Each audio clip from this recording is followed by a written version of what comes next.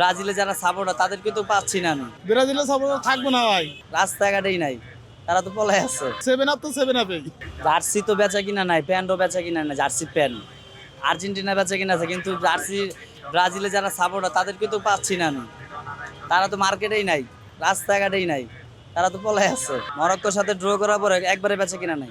যাওয়া টুকটা কালকে হচ্ছিল যে খেলা দেখবে, আজকে তো একবারেই নাই ড্র করার পরে।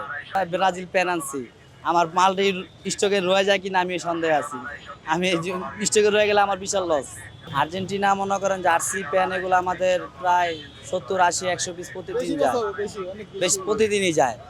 আর ব্রাজিল মনে করেন যে আগে তো 10, 15, 20টা বেচতাম, এখন তো একটাও বেচতে পারতেছি না। ব্রাজিলের সাপোর্টার থাকবো না ভাই, হারাই যাইবো। সেভেন আপ তো সেভেন আপেই, কথাটা বোঝেন নাই? আর নাই, আর বিচে পাওয়া যায় না। কোথায় যে লুকাইছে, সেভেন আপের বোতলের ভিতরে গেছে মনে হয়, বুঝতে পারছেন? সেভেন আপের বোতলের ভিতরে তো যে লুকাইছে।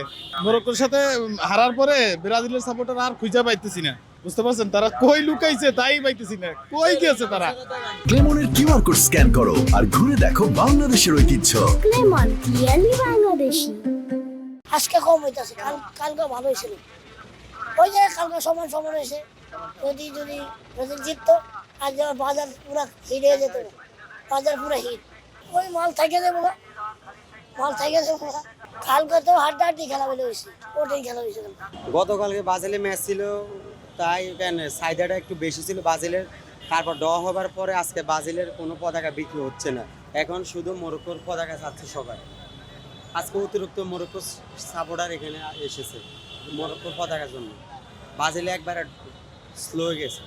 ব্রাজিল সকাল ধরে প্রতিদিন মনে করেন এই সময় 70-80 পিস বিক্রি হয়ে যেত, এখন আজকে তো 5-6 পিস বিক্রি হয়েছে। আজকে মরক্কোর পতাকা প্রায় 30 পিসের উপরে বিক্রি হয়ে গেছে।